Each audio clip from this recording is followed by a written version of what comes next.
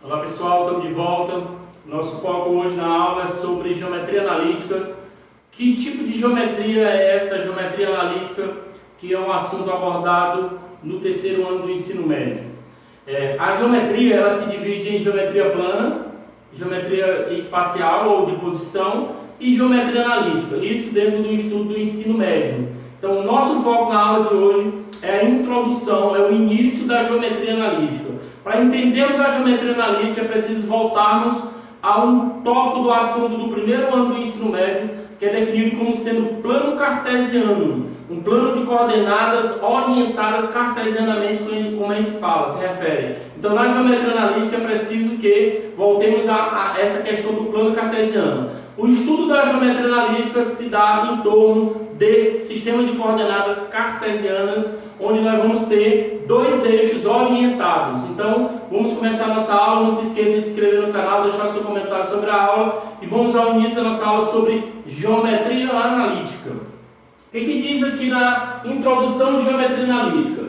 O estudo do ponto é o primeiro tópico que se estuda na geometria analítica. É a partir desse ponto que nós vamos ter como referência o estudo da reta, o estudo da circunferência dentro desse sistema de coordenadas cartesiano. Então, o primeiro passo para se aprender geometria analítica é aprender o estudo do ponto. E para nós entendermos o estudo do ponto, é necessário entendermos a questão do plano cartesiano, como localizar determinados pontos nesse plano cartesiano. A partir da determinação correta desse ponto dentro do plano cartesiano, é que nós vamos fazer o estudo correto da reta, do ponto e da circunferência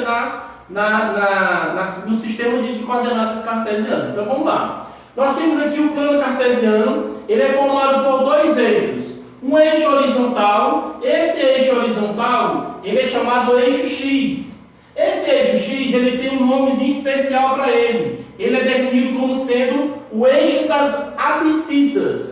Quando se estiver falando abscissa, nós estamos nos referindo ao eixo do X. E esse eixo do X, como aqui nós temos a origem, aqui é a origem do sistema de coordenadas cartesiana, esse zero ele é a origem tanto para o eixo vertical como para o eixo horizontal. Então é bom que vocês saibam que, como ele é um eixo orientado, para a direita desse zero os números vão ser positivos. Para a esquerda do zero vai ser negativo. Temos o outro eixo, chamado eixo Y, que é o eixo vertical, que ele se cruza aqui com esse eixo X nessa origem chamada zero, né? 0, 0. Ele é chamado eixo das ordenadas, eixo das abscissas, eixo X, eixo das ordenadas, eixo Y. Esse eixo Y ele tem o zero como origem. Para cima os valores dele é positivo, para baixo os valores dele é o que? Negativo. Nós temos que dividir cada espaço desse como se fosse uma unidade, né? Como se fosse unitário. Por que, professor? De modo unitário. De modo que quando você for localizar um ponto ou um par ordenado nesse sistema de coordenadas, não fique tão desproporcional quando você for localizar esses pontos. Então, adota-se comumente a unidade, o fator unitário para a questão das medidas.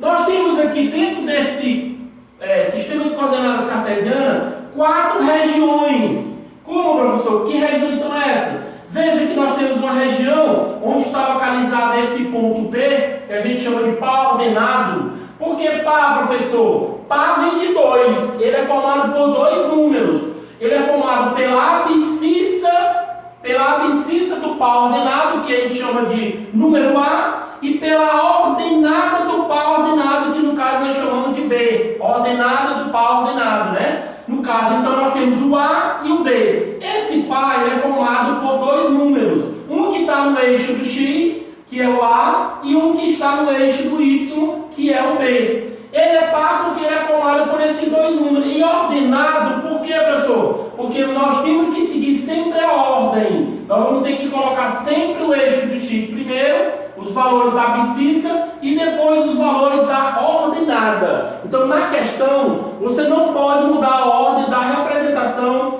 dos pares ordenados. Você tem que seguir o que está sendo definido dentro do estudo da geometria analítica. Então nós temos aqui 4 regiões. Nós temos a região 1, recapitulando, a nomeação dessa região é no sentido anti-horário. No sentido anti-horário, essa aqui é o primeiro quadrante, que nós nos referimos como sendo o primeiro quadrante, primeira região. Aqui nós temos a nossa segunda região, que é chamada de segundo quadrante. Aí, continuando a nossa volta no sistema de coordenadas, nós temos o terceiro quadrante. E para fecharmos aqui, nós temos o quarto quadrante. O que nós precisamos entender sobre esses quadrantes? Cada quadrante ele é definido por um sinal da abscissa e um sinal de quem? Um sinal da ordenada. Então veja, se eu pegar um ponto que esteja à direita desse zero e para cima desse zero, esse par ordenado ele vai ter o x positivo e o y positivo. Então ele vai ter um par ordenado mais. As coordenadas dele vai ser formada por 2 números o quê? Positivos. Quando nós formos para o segundo quadrante, veja que no segundo quadrante o nosso x ele é negativo e o nosso y ele é positivo. Então você vai ter um par ordenado onde a abscissa é negativa e a ordenada é positiva. Quando passamos para o terceiro quadrante, veja que eu sempre falo x primeiro porque nós falamos que vem de par, ordenado. O x é negativo e o nosso y para a parte de baixo. Veja que aqui no caso o nosso y ele é negativo. Então, quando nós tivermos os 2 números negativos, esse número está localizado no terceiro quadrante.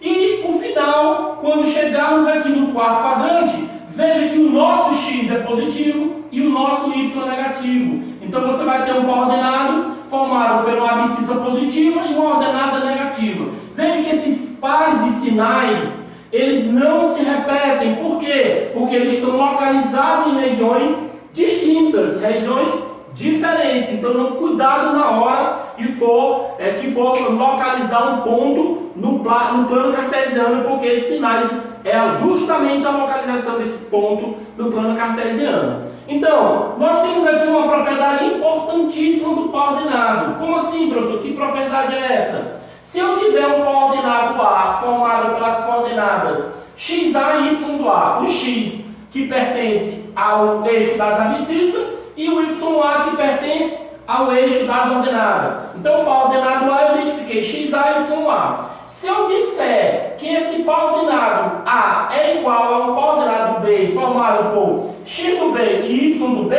então, por consequência, o que vai acontecer? Para que eles sejam iguais, é preciso que as abscissas deles sejam iguais. Ou seja, esse xa tem que ser igual ao xb. Para que eles continuem sendo iguais, é necessário que a ordenada de A seja igual à ordenada de B. Ordenadas iguais. O y daqui tem que ser igual, o ya tem que ser igual ao yb. Então veja que aqui nós temos uma propriedade. Por quê? Porque tem momentos que nós vamos ter que igualar 2 pares ordenados ou definir os pontos simétricos, pares ordenados simétricos. E é importante entendermos quando nos referimos a pares ordenados iguais, ou simplesmente a propriedade fundamental dos pares ordenados, quando você iguala 2 pares ordenados, abscissas iguais, ordenadas iguais, não esqueçam disso. E temos também, na continuação do assunto, as propriedades do plano cartesiano. Que propriedades são essas, professor? De importância dentro desse estudo do plano cartesiano. É que tem momentos que você não vai ter pontos que pertencem especificamente a um quadrante, ou o primeiro, ou o segundo, ou o terceiro, ou o quarto. Vai ter momento que esse ponto ele está em cima dos eixos. E como é que se define esses pontos em cima dos eixos? Observe, se esse ponto P, que eu tomei como base, aqui, nosso ponto P, que é o par ordenado, se esse ponto P, ele pertence ao eixo das abscissas, então nós temos 2 situações para ele. Quais são, professor? Primeiro, esse ponto P, quando ele está em cima do eixo das abscissas, que é o eixo do x, veja que o y dele é 0. Veja que o y é 0. Então, P1A é 0, quer dizer que ele está à direita da origem. Direita por quê? Porque eu vejo que o A está positivo. Então, você anda para a direita em relação ao eixo y. Quando esse valor do x estiver negativo, você anda para a esquerda em relação ao eixo Y. Então veja que nós temos duas situações. Quando o ponto está em cima do eixo do X, veja que a ordenada dele sempre vai ser 0. Exemplo, professor, se eu tiver, por exemplo, um par ordenado A formado, por exemplo, pelo 3 e o 0, ele está à direita do eixo do Y. E se eu tiver um coordenado menos 5 e 0, ele vai estar à esquerda do Y. Então veja que aqui eu tenho dois exemplos de pontos ou pares ordenados que pertencem ao eixo das abscissas.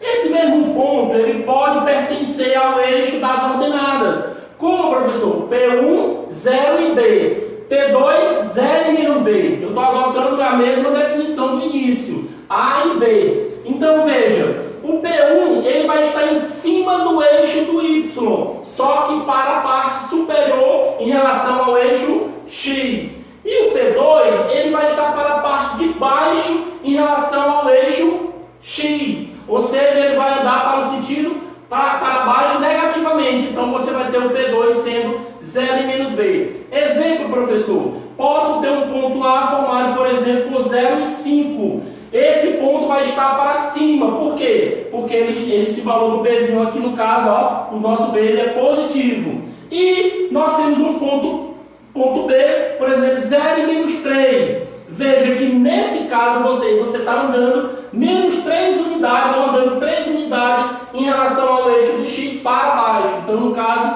menos 3. Veja que toda vez que o ponto pertence ao eixo das ordenadas, nós temos a abscissa igual a 0.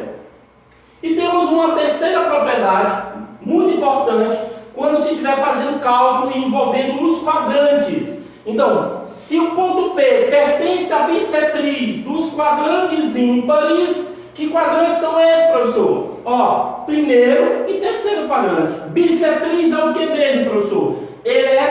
No caso da bissetriz, ela é uma reta. Ela é uma reta que divide os quadrantes ímpares em duas partes simétricas. Ou seja, é como se como nós sabemos que esse ângulo aqui é um ângulo de 90 graus, isso aqui tem que ser um ângulo de 90 graus, o que vai acontecer para ele? Aqui é como se você dividisse isso aqui em duas partes iguais. Esse ângulo, ele divide isso aqui, vai ficar 45, 45. Consequentemente, embaixo também você vai ter 45, 45 graus. Observação importante. Quando esse ponto P pertencer aos quadrantes de ordem ímpar, que a gente chama, os pontos, tanto P1 como P2, observe que as coordenadas deles são iguais. Se ele estiver no quadrante 1, os valores do P1 vai ser todos dois iguais e positivos. Então veja, ó, eu tenho um A que vai para a direita e um B e um A que vai para a parte superior. E esse ponto P1, veja que tanto as abscissas, ou tanto a abscissa como a ordenada, eles são iguais. Iguais no primeiro quadrante, por quê? Porque no primeiro quadrante os dois são positivos. E veja também que a distância entre eles aqui, por aqui ser uma bissetriz, dividir esse ângulo em partes iguais, isso aqui obriga isso aqui a ser igual a esse aqui de baixo. É por isso que o A é igual ao B e o B, no caso, seria igual a A. Poderia ter um par ordenado também, formado por BB, né? B e B. E o P2 ele está onde? No terceiro quadrante. E no terceiro quadrante você observa que tanto a abscissa como a ordenada são negativas. Então veja que o ponto P2 ele é formado pela abscissa menos A e pela ordenada menos A. E observe que de fato eles têm o mesmo sinal. Só que um vai ter positivo quando ele estiver no quadrante 1, porque aqui são dois positivos. E o P2 vai estar no quadrante 3, que é o terceiro quadrante, e os dois negativos. Mas os valores para que ele pertença a essa bissetriz têm que ser iguais. Então vocês observaram que nós temos o plano cartesiano, o par ordenado, que não pode ser mudada a ordem desses elementos desse par. Nós vimos a abscissa e a ordenada e vimos algumas propriedades que são de suma importância. Propriedade fundamental do par ordenado, quando você iguala dois pares ordenados, consequência, abscissas e ordenadas, duas a duas, no caso uma a uma, iguais a outra. E vimos três propriedades importantes sobre o plano cartesiano, não esquecendo que nós temos mais uma propriedade, que é justamente a propriedade que vai falar da bissectria dos quadrantes pares, onde você observa que as coordenadas elas têm sinais o quê? Opostos. Então, na nossa próxima aula, o foco vai ser essa propriedade dos quadrantes pares e nada mais nada menos do que começar os cálculos, fazer exemplos em cima dessa introdução do sistema de coordenadas cartesianas e de geometria analítica. Não se esqueça de se inscrever no canal e deixar o seu comentário sobre a aula.